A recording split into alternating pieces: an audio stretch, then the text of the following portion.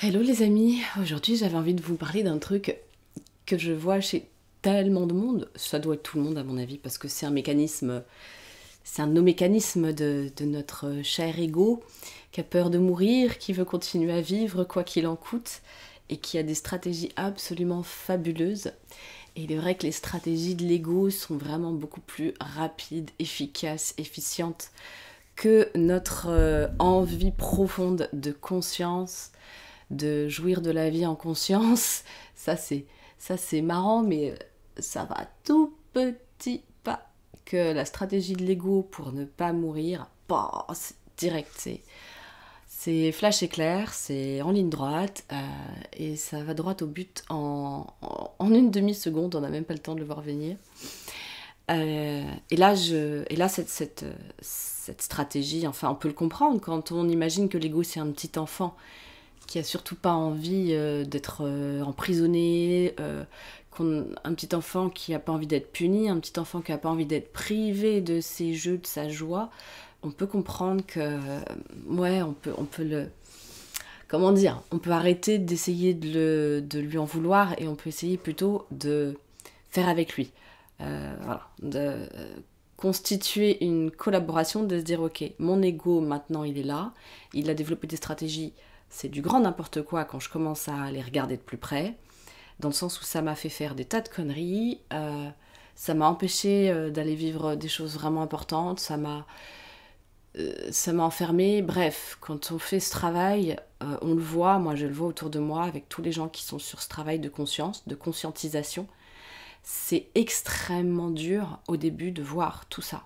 Je vois clair, mais alors je vois clair, pas que sur le plus réjouissant, quoi, vraiment pas.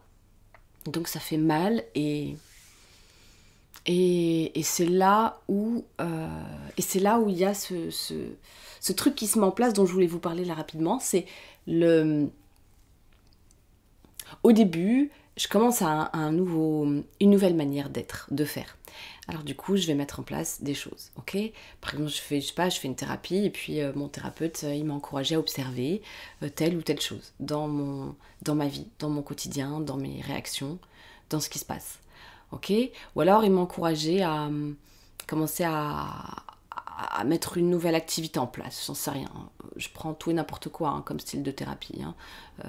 Je dis pas que, voilà. Admettons juste, on t'a proposé un changement, tu sens profondément que ce changement va t'amener quelque part, t'es là, t'es ravi, même sans parler de thérapie, juste, allez, le sport. Je me remets au sport, je sais que ça va remettre de la vitalité dans mon corps, j'ai entendu parler des fascias, j'ai entendu parler des os qu'il faut bouger pour pas que ça se calcifie, j'ai entendu parler de tas de trucs et waouh, ça a fait boum à l'intérieur de moi et je me suis dit, ah ouais, c'est pas compliqué, je vais mettre ça en place. Même pas longtemps, 5 minutes, 10 minutes, un quart d'heure, ou aller 3 fois par semaine, je fais tel truc. Bref, j'ai ma solution. Je sais qu'elle est bonne pour moi. Et du coup, yes, je vais la mettre en place. Je la mets en place. Et ça, c'est variable pour chacun. Mais hop, au bout de 3 jours, au bout d'une semaine et demie, au bout de 2 semaines, ou au bout d'un mois, bref, au bout d'un certain temps, qui est variable pour chacun, mais qui de toute façon arrive, il y a oh putain, je n'ai plus aucune motivation à faire ce truc.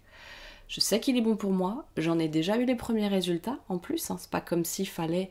Il y a des choses,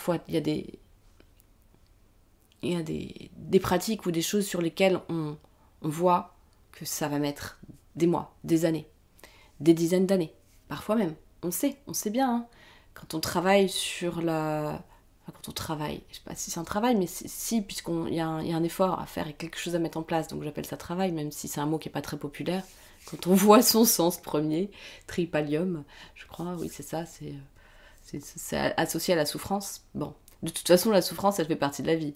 Soit je risque de souffrir de tous mes angles morts que je vois pas et qui me font foncer dans des murs et qui me feront pas de toute façon vivre une vie très fonctionnelle, intéressante et nourrissante, soit je souffre parce que je mets en place des choses profondément pour revenir, moi j'appelle ça revenir à soi, mais bon, en tout cas, faire un virage pour arrêter de fonctionner comme je fonctionne habituellement, c'est-à-dire en automatique. Donc de toute façon, je vais souffrir. Choisis ta souffrance, camarade. C'est pas choisis ton camp, c'est choisis ta souffrance. En tout cas, je vais forcément arriver là. Parce que on a eu ce cadeau, on a ressenti, la chimie de notre corps nous a indiqué, c'est le bon truc. Et ça crée une chimie, une physiologie interne de ouais, ça y est, j'ai la solution. Un peu comme le gamin qui arrive à la période de Noël, on arrive à la période de Noël. Et c'est très satisfaisant, très satisfaisant. Et ça envoie plein d'hormones, plein de trucs de satisfaction, de récompense, des choses qui font monter haut, quoi. Et quand il s'agit de changer sa trajectoire, ne serait-ce qu'un tout petit peu par rapport à ses habitudes et ses automatismes, c'est une autre histoire parce que l'ego s'en mêle. L'ego est nécessaire dans notre vie pour nous. Pour notre survie, moi je dis toujours, j'avais entendu ça, mais je suis d'accord avec ça. Il y a plein de manières de traiter l'ego. Il y en a qui vont dire qu'il faut le dissoudre, il y en a qui vont dire qu'il faut faire avec, il y en a qui vont dire... L'ego, de toutes les manières, c'est ça qui fait qu'on peut se différencier du voisin. Je veux dire, il n'est pas là pour nous servir à écraser les autres, et il n'est pas là pour nous servir à nous empêcher de rejoindre les qualités de notre être, parce qu'on est un être profondément... comment je peux dire ? J'allais dire bon, mais j'aime pas ce mot parce qu'il est tellement interprétable de tellement de manières et récupérable. On est un être de compassion, on est un être de... Si je reprends les 8 qualités de l'essence que Richard Schwartz a réunies quand il a vraiment créé son modèle IFS, c'est la compassion, le courage, la connexion, compassion, courage, connexion, curiosité, clarté, confiance. Qu'est-ce qui manque ? Je ne sais plus, mais il y a au moins tout ça. Attendez, je fais quand même l'effort d'essayer de retrouver. Compassion, curiosité, clarté, connexion, confiance, calme,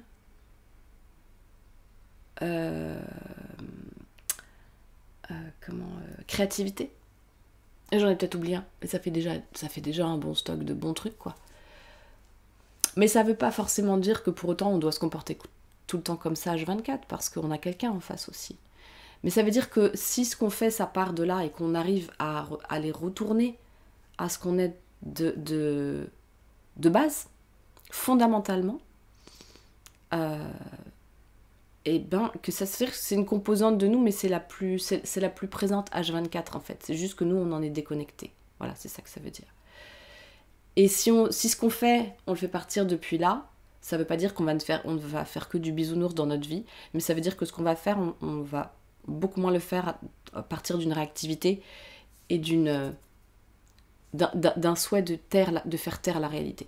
On va plutôt faire avec la réalité. La réalité est telle, et moi je fais avec. Mais en partant, je réapprends quelque part à partir de cet endroit de moi qui existe, qui est là, mais que juste j'en avais plus du tout conscience. J'ai oublié ça. J'ai oublié que j'étais ça. Puis c'est sûr que dans le milieu dans lequel on vit, dans l'espace dans lequel on vit, on va pas trop nous le rappeler, on n'est pas... Voilà.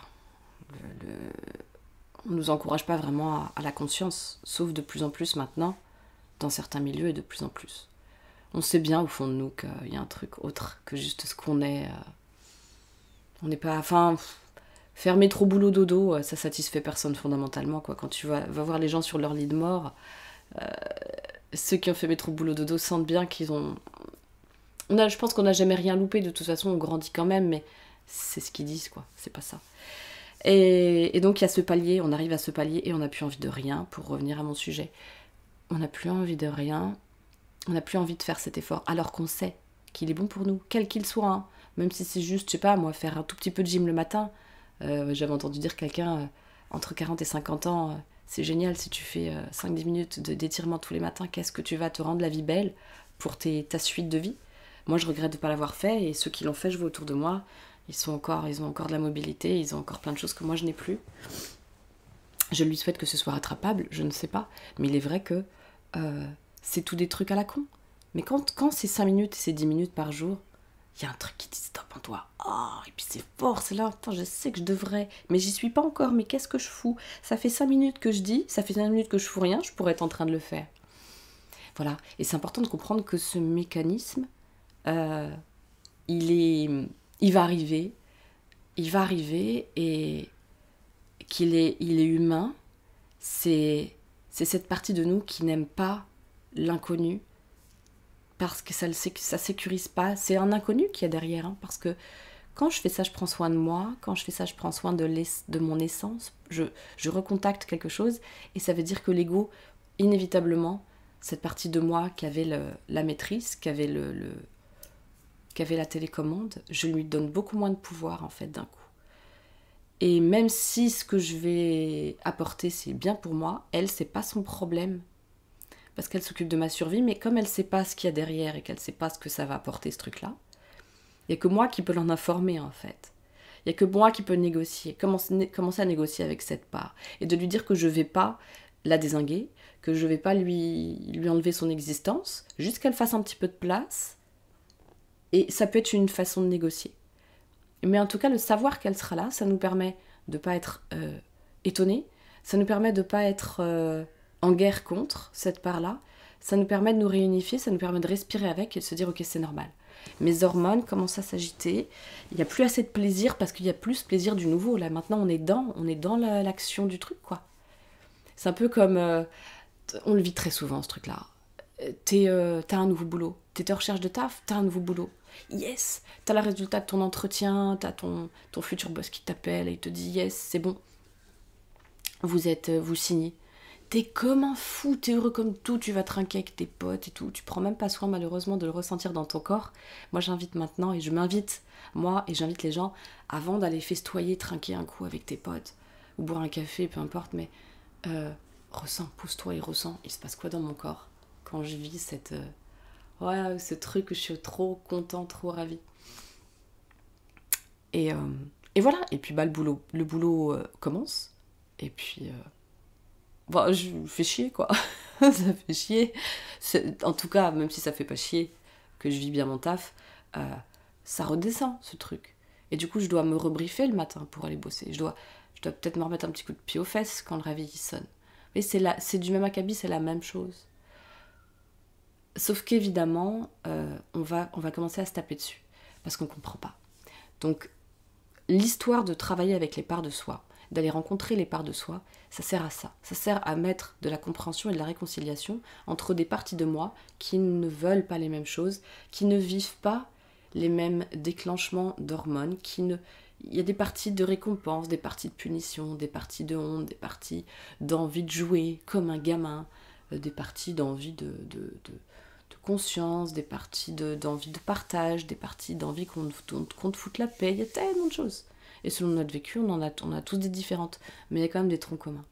Et le critique intérieur, il arrive et il se loge un petit peu partout. Et il commence à nous taper sur la gueule. Il veut le bon pour nous, mais il commence à nous taper sur la gueule. Et quand il y a eu du trauma, il y a de la honte qui remonte. Il y a la honte toxique qui remonte. Toute cette honte qui était planquée, elle remonte. Donc quand je veux faire quelque chose qui est bon pour moi, que je vais commencer à remettre de la vie dans mon corps, à faire des choses qui sont bonnes pour moi, il y a de grandes chances qu'il y ait une petite dose d'anxiété qui remonte avec. Et c'est tellement normal. Et il faudrait nous le dire, quoi. Il faudrait nous dire, tu vas traverser ça. C'est inévitable que tu traverses ça. Tu vas vouloir aller mieux. Tu vas peut-être croiser une part d'inconnu et d'anxiété, une peur. Il y a ce truc qui va se mettre en route. J'ai tenté de vous l'expliquer comme j'ai pu. Je ne sais pas si j'ai réussi. Si vous n'avez pas compris, dites-moi dans le commentaire. J'essaierai de mieux clarifier. Et ça va venir peut-être me faire croire que oh, c'était pas si important de mettre ça en place. Puis ça va me conforter dans le fait de oh, allez, tant pis, c'est pas grave. Alors qu'en fait, au fond de moi, je sais que c'est bon pour moi à faire ce truc. Et que c'est pas tant que ça de mon temps sur une journée ou sur ma semaine. Et donc là, ça va demander effectivement pas que de la détermination. La détermination seule ne marchera pas. Je peux vous en toucher un mot là-dessus. J'en ai parlé dans ma dernière vidéo quand j'ai parlé des dépendances que j'ai eues de la boulimie. Juste vouloir, allez, demain c'est terminé, je le fais plus.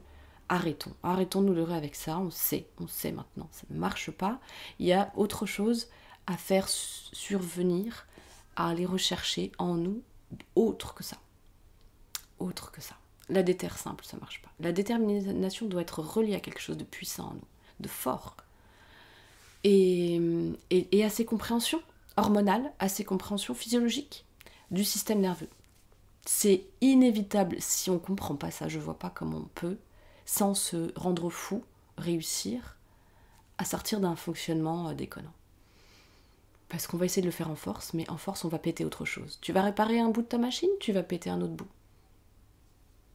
À voir ce qu'on veut. Allez, merci de votre écoute et puis à bientôt. Ciao.